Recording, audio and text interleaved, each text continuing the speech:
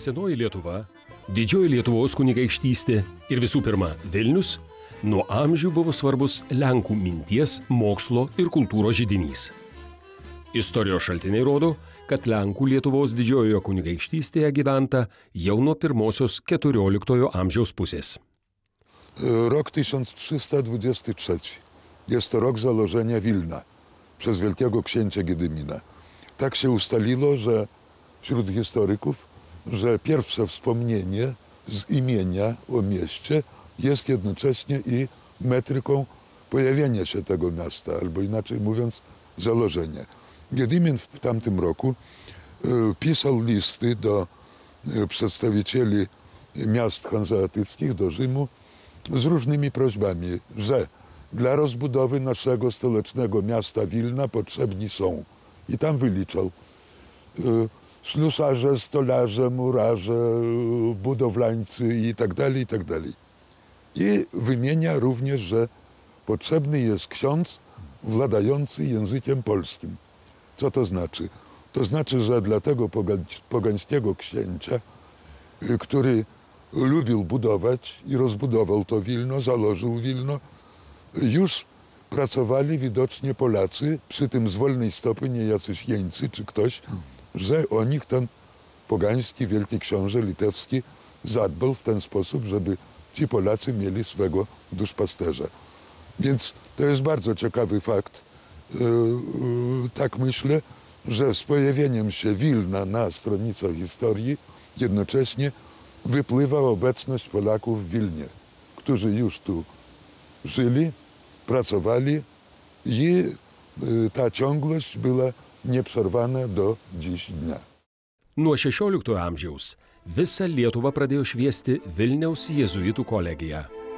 Teologas ir pamokslininkas Petras Skarga, pirmasis universiteto rektorius, lenkų ir lotynų kalbomis rašęs poetas Motiejus Sarbievijus, raketinės technikos išradėjas Kazimieras Simonavičius. Tai tik keletas iškilių asmenybių, pasitarnavusių abiejų tautų respublikai iki jos padalijimo.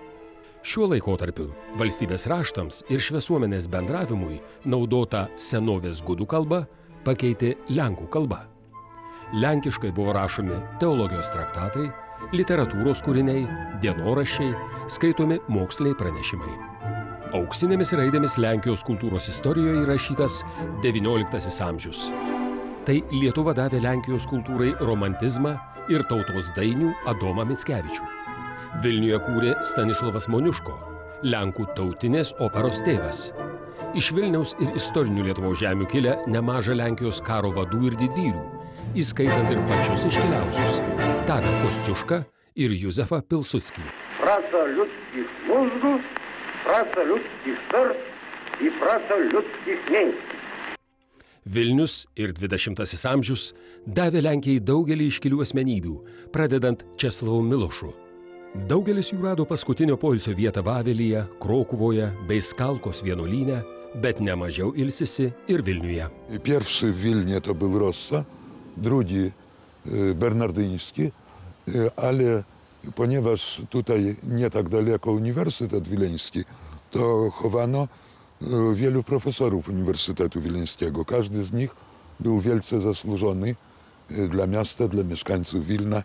No i wymienić tutaj można botaników, zoologów, obu Jundzilów, Leona Borowskiego, który pierwszy właśnie zauważył wielki talent poetycki u Mickiewicza i pracował z nim indywidualnie. Został tu pochowany. Wśród nich był Filareta, bliski przyjaciel Mickiewicza, to był Cyprian Daszkiewicz. No i wielu innych dałoby się wymienić. Księża, naukowcy, artyści, dyrektorzy teatrów. Jeden z nich bardzo zasłużony dla pierwszego spektaklu Halki Moniuszki, która była postawiona najpierw w Wilnie, a dopiero po 10 latach już jako 4-aktowa opera narodowa w Warszawie. Antrasis pasaulinis karas ir pokario metai Lenkų kultūrai Lietuvoje atnešė didelių nuostolių. Trėmimai, inteligentų persekiojimas vokietmečiu ir priverstinis iškeldinimas pokario metais lėmė, kad Lenkų kultūrinis gyvenimas čia visiškai apmirė.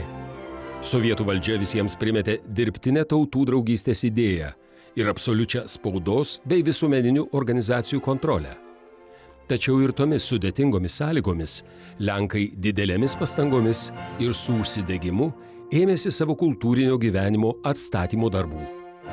Šeštajame dešimtmetyje buvo įkurtas pirmas Lenkų liaudies ansamblis.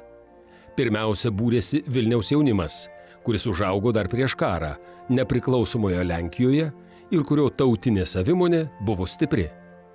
Suvokdami sovietizacijos keliamus pavojus, jie stengiasi įtraukti pokarinę jaunimo kartą į meninę veiklą ir taip priešintis indoktrinacijai, vykdomai per pionierių ir komjaunimo organizacijas.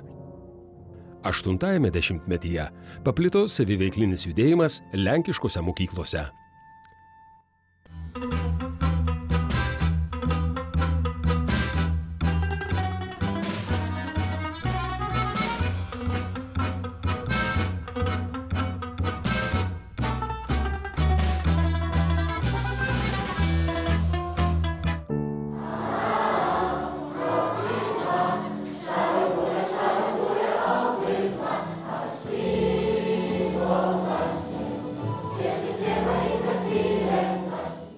Ja często byłem tak zwanym Dziadem Mrozem.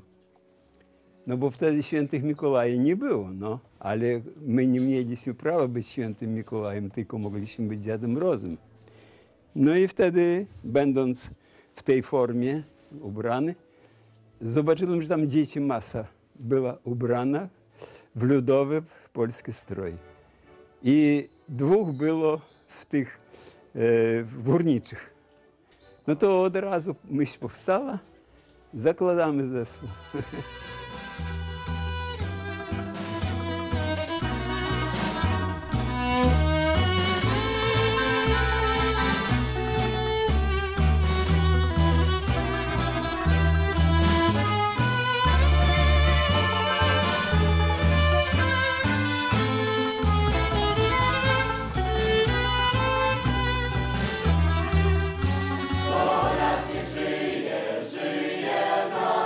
Pracować jak Lenin. W tym czasie myśmy działali i wóz znajomy na przedzie. Skoczyły dziadki i krzyczą jak mogą: tato, ach tato nasz jedzie. No co? Powrót taty.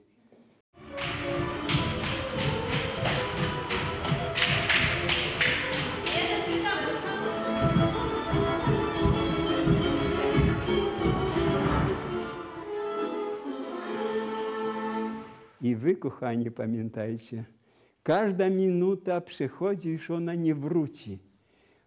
A jak my skorzystamy z tego, to będzie bardzo piękna sprawa. Nie będzie nikt już pluł nam w twarz, ni dzieci nam tumanił. Orężny stanie hufiec nasz, Bóg będzie nam hetmanił. Pójdziem, gdy zabrzmi złoty róg, tak nam dopomóż Bóg. Tak nam dopomóż Bóg.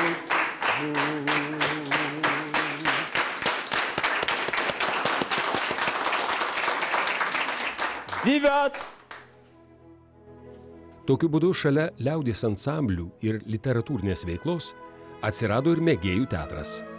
Lenkiškas žodis ir literatūra tapo stipria atrama gana dideliai jaunimo grupiai. Teatras mokė pagarbos savai kalbai ir kultūrai. Buvo ta vieta, kur užmezgami kontaktai ir susibičiuliaujama, kur puoselėjamos lenkiškos tradycijos. Ale przegrałem, wszystko przegrałem, przepuściłem i już nie ma mowy, żebym mógł się odegrać. 5 godzina. Matko miłosierna, głowa mi siwieje, pani sędzina już pewnie w bólach, a ja nie przy niej. Co innego zrobić komuś katar, bo on wirusy tak ma już w nosie. Czy zrobić, żeby karta szła? To pan może? To można. Dziękuję. Proszę. Więc dużo kto z naszej szkoły brał udział w tym teatrze. Ja po raz pierwszy byłam na spektaklu, jeszcze dzieckiem, i zobaczyłam tam naszą starszą koleżankę. Dla mnie ona była o wiele starsza.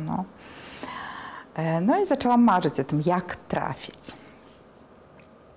I pewnego razu, koleżanka przyniosła mi gazetę, czerwony sztandar wtedy. I na pierwszej stronie duży wywiad z panią Ireną Rymowicz o jej pracy, co teraz robi, i właśnie pisze, że pracuje nad bajką i jakby potrzebuje dużo młodzieży. No i przyszłam. Tutaj, Marzena, tutaj patrzysz, bo tutaj on. Zobaczyli. Bożenka, później się? A, nie. Renata też widzisz. Ja nie widzę. Marzena, ty kto u nas? Modnisia, no właśnie. No, trzymać całą swoją postać. Czy to sen? Czy to sen? Czy ty naprawdę kochasz mnie? Miłość ma wielką jest. Jeśli tak, to możemy iść razem w świat. To, że nasza młodzież jest inna, na pewno inna. I rzeczywiście ona jest taka, więcej, jest rosyjskie słowo, одухотворенная. Rozumiem? Ona jest wrażliwe. Nasze dzieci są wrażliwe, wychowane inaczej. Szacunek większy jest. Z drugiej strony młodzież polska jest bardziej taka otwarta. Ona taka więcej bez problemów. Jurek, nieważne, czchnij. I od tego, tak, ty przychodzisz na inną stronę, żeby już on... Zrozumiałeś? Niechże ja nareszcie także się ożenię. A więc to jest prawda? Przewieziesz tę damę? Och, żem ja szczęśliwa! Będę miała mamę! Także jeżeli chodzi o nasze jakieś imprezy polskie, tam koncerty, jakieś spektakle, nawet te zespoły, które przyjeżdżają do nas, do Domu Kultury Polskiej, nie? No przecież różne zespoły przyjeżdżają. No to zawsze jest dobra opinia. Zawsze. A różnie z tym bywa. I z naszymi spektaklami, i nasze wileńskie te zespoły. Różne poziomy. No bywa, uda się, bywa, nie uda się. Przecież nawet i spektakl nasz. I my byliśmy zawsze bardzo wdzięczni, jeżeli nas ktoś krytykował. Nie do niego. A może co poradzi po adwokacku? Nie rozumiesz. Przecież ja go naraziłem. Honorarium teoretyczne, ale w praktyce co pan przez to rozumie? Co ja rozumiem, to nieważne. Proszę pana, ważne, co pan zrozumie. Uważajcie teraz, dziewczyny. Nie zamykasz. Jola, ty nie śmiej się, ty śpiąca, a nie śmiejąca się. To teraz jak ty. Ależ trzeba będzie go oczyścić. Nowa robota. Z nóg do głowy siebie oceniła, tak, oceniasz. No tak, raz, dwa i dość, prawda? Jeśli chodzi o publiczność, na przykład wileńską, to ja bardzo lubię. My w ogóle bardzo lubimy wyjeżdżać poza miasto, na wsi. To jest taka wdzięczna publiczność. To jest naprawdę tak,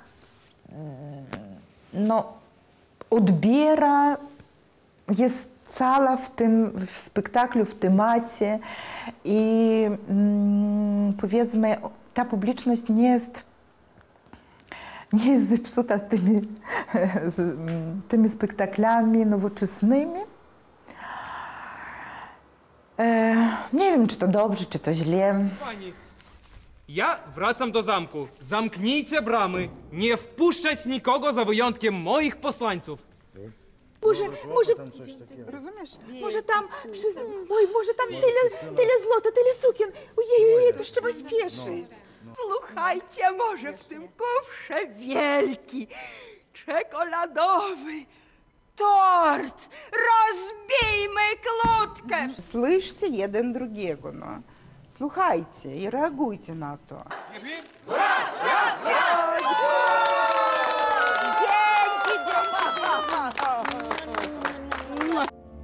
Lenkiška kultūra, tradicijos kalba buvo palaikoma šeimose, tačiau nemažiau svarbus lenkiškumo židinys buvo mokykla.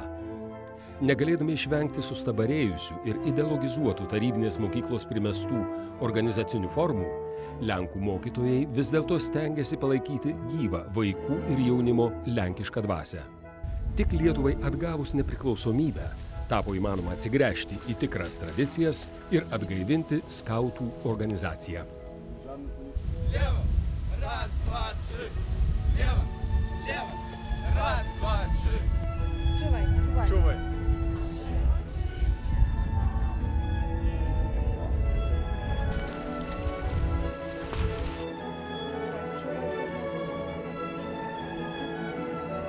Żegnał się z dziewczyną, jeszcze czulej z wileńszczyzną. Tylko trzymajcie!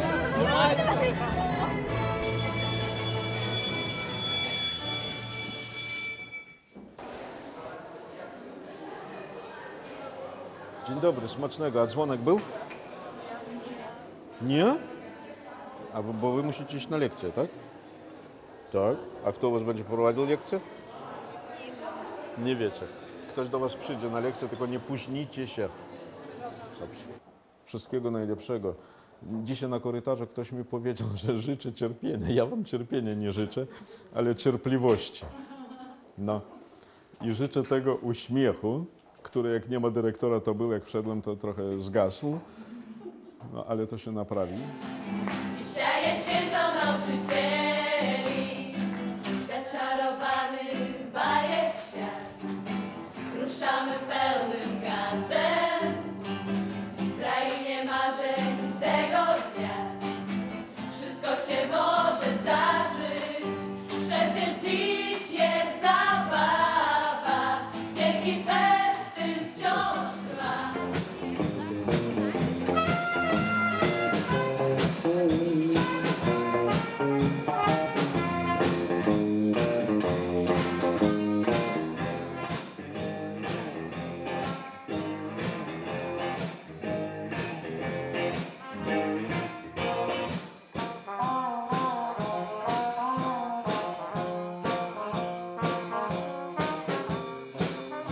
Natomiast udział Polaków w życiu społecznym, ja bym powiedział, że oceniałbym go nisko. Jest niska aktywność, jest takie zamykanie się, że tak w rodzinie, w kręgu własnych interesów i nie ma nas trochę dalej.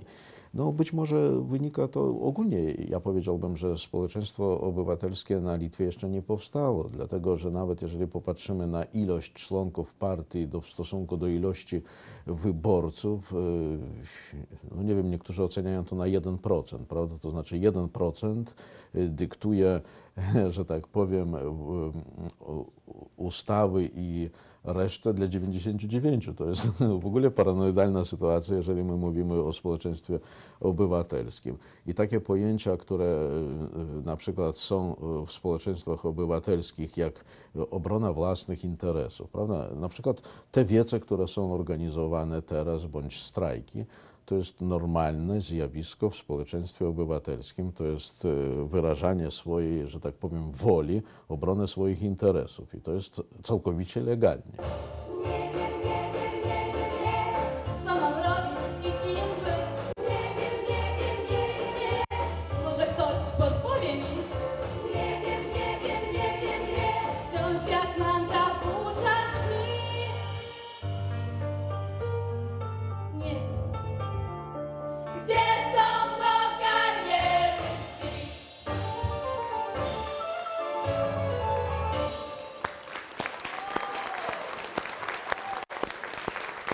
teraz załóżmy, że dziecko z rodziny polskiej trafia do szkoły litewskiej. Albo trzeba zmienić szkołę litewską, koncepcję szkoły litewskiej i część nauczycieli, albo nie można tam dzieci oddawać. Z bardzo prostego powodu, bo dziecko trafiając do takiego otoczenia wstydzi się swojego pochodzenia. To znaczy wstydzi się swoich rodziców, czuje się gorsze, że ono jest jakieś inne i ukrywa swoje pochodzenie. I to blokuje rozwój normalnej osobowości. I wtedy my mówimy, że to dziecko będzie miało lepiej. To będzie znało język litewski. Koniec. Ale jeżeli będzie znało język litewski i w wieku 18 lat zachoruje na depresję, to komu od tego będzie lepiej, prawda? Panowie, musicie być gdzieś w klasie, nie na korytarzu. No był. A co, na przerwę? No, na jaka przerwa? Na lekcję. Jakich słów wiecie?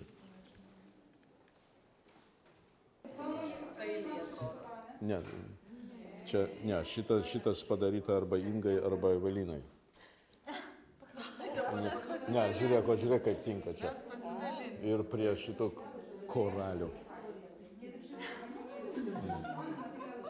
I trzeba znaleźć siebie w tej wielojęzyczności. I na przykład, żeby nie być przeciw, bo przeciw być zawsze gorzej, w tej sytuacji, kiedy są ograniczane na przykład prawa na używanie języka polskiego, to społeczność naszego gimnazjum w tym roku postanowiła być za czystość języka polskiego i chcemy w tym roku właśnie zwrócić uwagę, w tym swoim planie też działalności na ten rok ustaliliśmy, że zwracamy uwagę na poprawność języka. Atkūrus Lietuvos nepriklausomybę, visuomenės ir politinio gyvenimo demokratizacija neretai lėmė ir istorinių fobijų atgijimą. Prisiminti seni stereotipai, ėmė rastis naujų. Lietuviškoje aplinkoje vietos lenkai neretai buvo nuvertinami ir dėl savo kilmės iš baltarusiškų žemių viešai vadinami tuteišais, tautiškai nesusipratusių elementų. Tuteišis tai yra žmogus, kuris, reiškia, dar buvo kurį laiką aiškiai savęs neapibrėžęs, prie tų tautų priskyręs, kurios funkcionavo. Lietuvos lenkai, aš vadinu ne lenkai Lietuvoje, o Lietuvos lenkai, iš tikrųjų yra kaip toks. Reiškia, etninė bendryje, kaip etinis elementas, kaip pasakytų, reiškia, Mykolas Riomeris. Tai reiškia, iš niekur neatėjęs, čia atsiradęs, čia susiformavęs. Lietuvos lenkai nuolatos priešinasi bandymams neigti jų tapatybę. Jiems svarbus ryšys su lenkiška kalbos ir kultūros tradicija. Tačiau tai nereiškia, kad jie nepripažįsta savo skirtingumo nuo Lenkijoje gyvenančių tautiečių. Daugiatautė aplinka, religijų ir tradicijų persipynimas suformavo Lietuvoje ypatingą lenkišką tipą. Myślę, że mentalność jest nieco inna naszych Polaków. My jesteśmy bardzo wrośnięci w swoją ziemię i w te tradycje, które, jak zaznaczałem, są bardzo bogate, nagromadziły się tutaj przez długie wieki. I tutaj większa taka może zwartość widzi się wśród Polaków, bowiem Polska jest dużym krajem, ma swoją specyfikę, ma swoje regiony i na przykład Polak gdzieś z Kielc i Polak spod Warszawy czy z Białegostoku, to też ze sobą się różnią. A my jeszcze bardziej chyba się różnimy. W naszej mowie nawet można usłyszeć staropolskie jakieś wyrażenia, które zakonserwowały się. Czasami dzisiejsza młodzież polska już języka Kochanowskiego nie bardzo rozumie, a nam jest on bliższy aniżeli tam Polakom mieszkającym w Polsce, bo nasz język trochę taki archaiczniejszy jest. Więc te rzeczy, jak się styka z Polakami z Polski, to zawsze te różnice wypływają i oni zawsze dziwią się, że wy to tak ciągle mówicie eł, twarde eł, a u nas to eł. Ja mówię, nigdy nie przejdę na eł zamiast eł. Nigdy nie przejdę na ch zamiast g. U nas musi to brzmieć tak. To tylko takie drobne rzeczy w wymowie samej, a w myślach i w budowie stylu i tak dalej, to myślę, że różnimy się. Różnimy się przy tym nie w stronę taką jakąś złą, ale w dobrą jesteśmy sobą.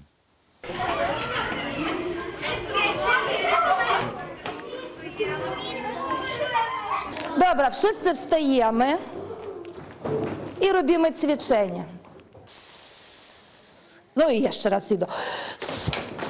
Odpoczęli i idą. I znowu odpoczywamy. Biegną mróweczki do szkoły.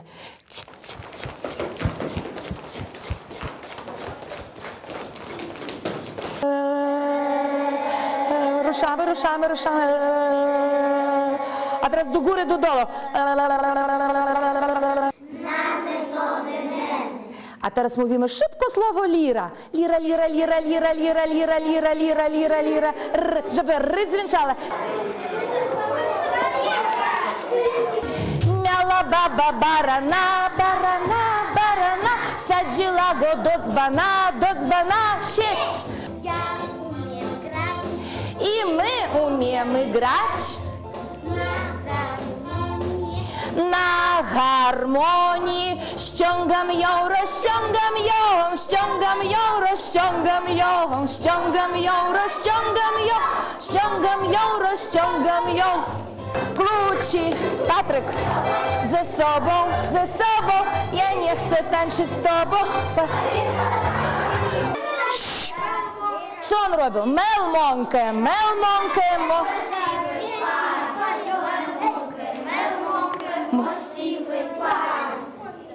Pieski małe dwa chciały przejść przez rzeczkę, nie wiedziały jak. Znalazły kładeczkę i choć była zła, przyszły po niej pieski. Wszystkie cicho. Sibon, Sibon, tra-la-la-la-la, Sibon. Krzyczeć, co to za krzyki? Sibon, Sibon. Ciszej. Tra-la-la-la-la, Sibon. To jest śpiew, a nie krzyczanie. Krzyczycie.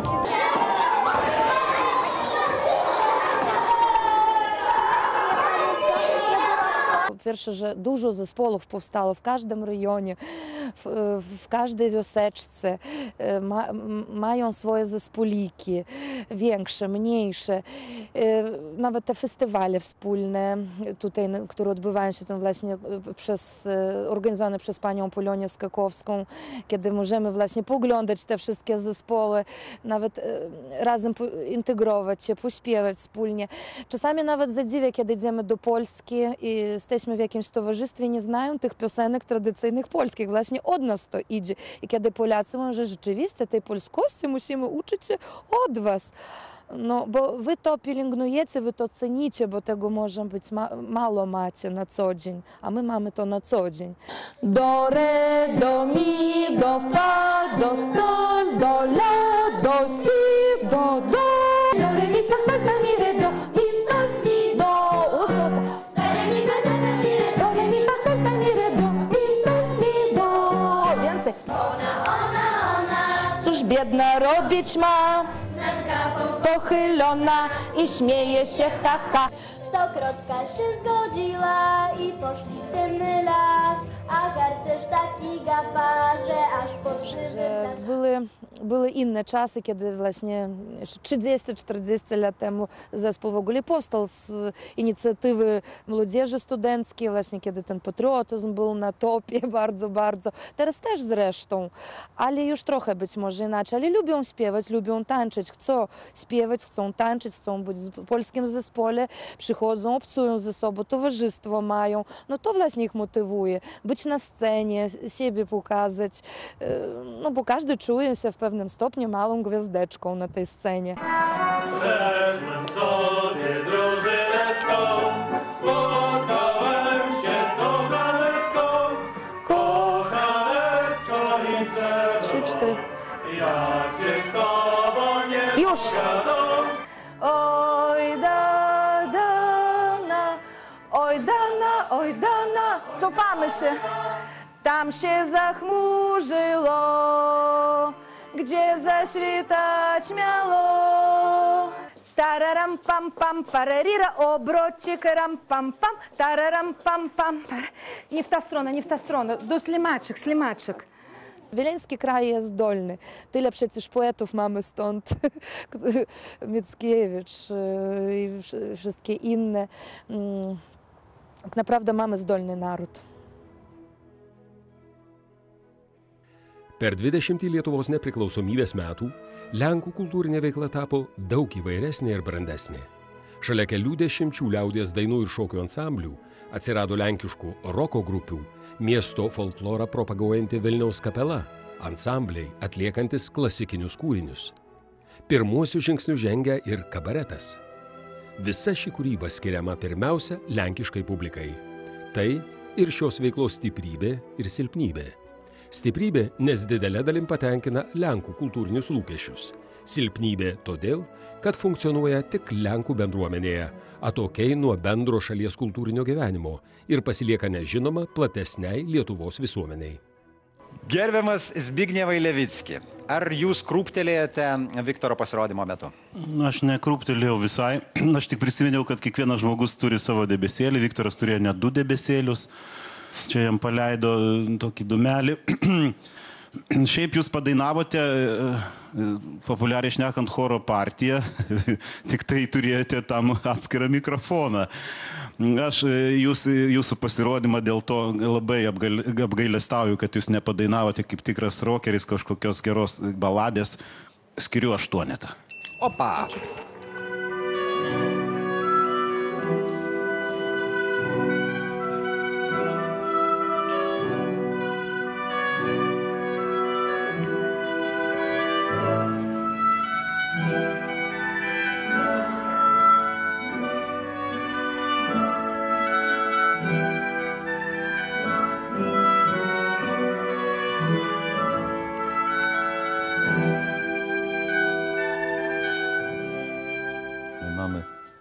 Fajną młodzież, która działa w teatrach. Mamy fajną młodzież, która działa w zespołach ludowych. Wigilia, Wileńszczyzna, tam jakieś te. A natomiast taki jakby żanr rozrywkowy, no powiedzmy szczerze, my nie mamy zespołu rozrywkowego w środowisku polskim. No, nawet jakby nazwać jaki zespół. No nie ma takiego zespołu. No, nie, ale taki, który dla młodzieży by grał. No nie ma, prawda, no. To takie wrażenie, że młodzieży tu nie ma. A w zasadzie młodzież jest, tylko że no, to jest problem, bo my nie bardzo znamy się.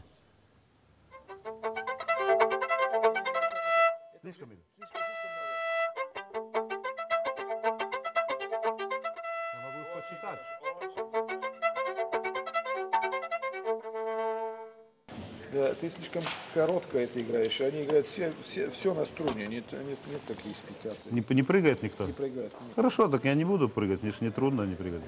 Да.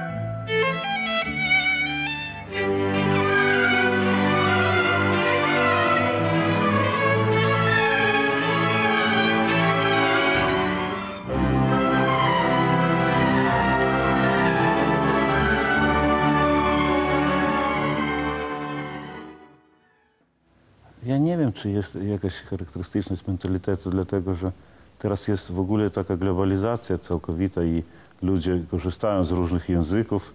Bardzo korzystanie z komputera bardzo niweluje jakieś takie poczucie właśnie te narodowościowe, może poczucie zanika. Ale są polskie szkoły. Na Litwie trzeba przyznać, że są i niemało tych szkół jest. I one szykują młodzież w języku polskim, więc jakby oni i znają ten język i obcują w tym języku i jakby tu jest potrzeba kulturalna po polsku.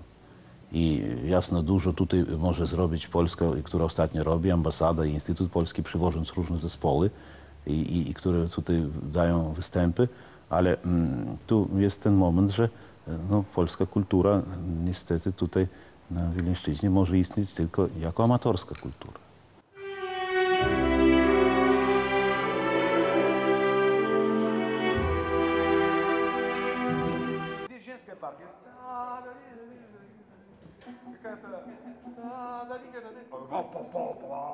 Хотим. Н, Нордполь. Давай. Раз и два.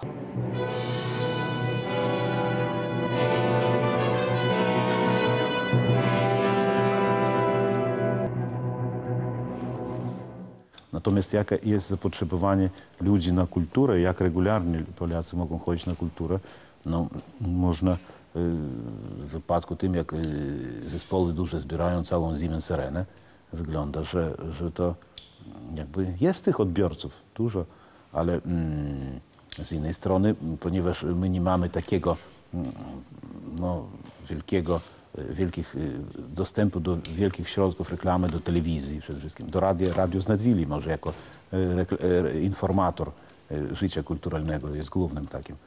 Dziennik Kurier Wileński też po części, ale telewizji już jakby tam w zasadzie mało jest z tego może, no bo audycja jest po polsku tam krótka, nie, ale ona już jakby nie może coś takiego promować, czy nie ma na to czasu. Ona daje informacje o tym już, co było najczęściej, a to, co będzie, to jakby, no nie mamy takiego managementu kulturalnego, bym powiedział. Każdy z osobna działa. Na przykład jest towarzystwo imienia Moniuszki.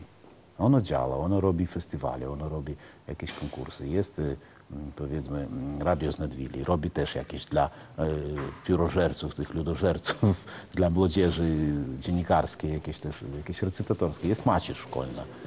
No, każdy jakby w swojej takiej działalności, natomiast ja to nazywam, że to jest takie podejście amatorskie, bo po prostu są entuzjaści, którzy no, starają się coś, żeby w tym kierunku zdziałać. No, myślę, że to jest dobrze.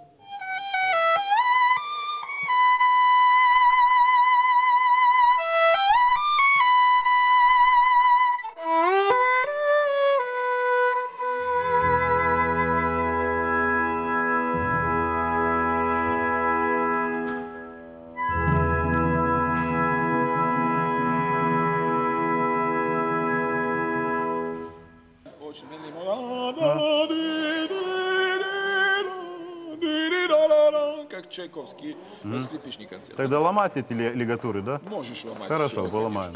Ага. Возьми первые, чтобы мы с самого начала. Хорошо. Первый.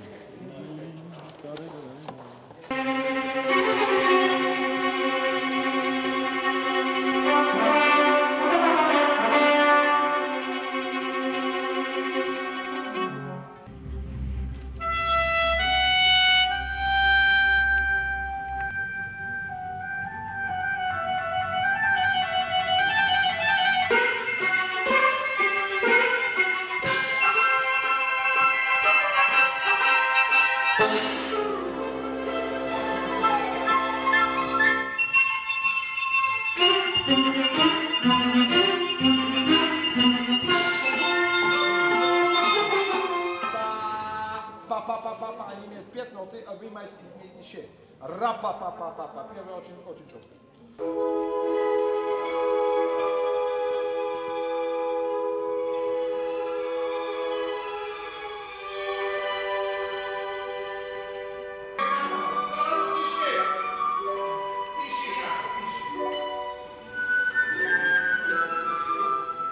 Właśnie jak byłem czasem w Polsce centralnej, trochę mnie nudzi, bo ludzie są tacy zwyczajni więcej zwyczajni. A u nas, ja bym powiedział, dużo takich dziwnych ludzi. Czasem może oni są nie całkiem normalni, ale takich dużo ciekawych ludzi. I do tej pory jest tyle wspaniałych ludzi, niektórzy wyjeżdżają, ale i poeci są wspaniali, na przykład co znaczy Alicja Rybałko. Bardzo dużo, no teraz wyjechała, prawda, do Niemiec, ale mimo to pochodzi z Wileńszczyzny. Albo kompozytor Romuald Twardowski, w Polsce mieszkający też tutaj, stąd pochodzi, współczesny kompozytor. Także takie sprawy.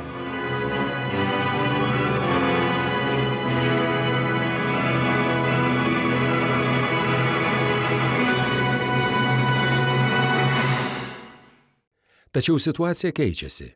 Jauni Lenkų tautybės kūrėjai vis labiau reiškiasi Lietuvos kultūrinėme gyvenime. Pasirodo pirmieji jaunų kinematografininkų filmai.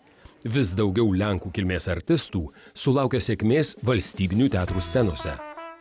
Neginčytinas jų kapitalas yra iš vietos tradicijos išaugusi lenkiška kultūra.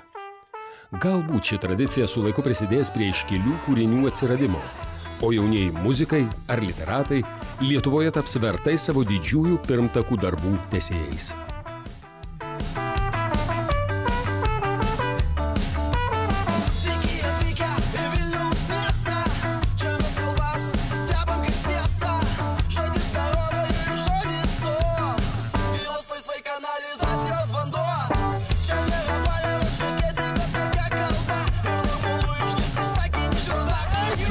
Całować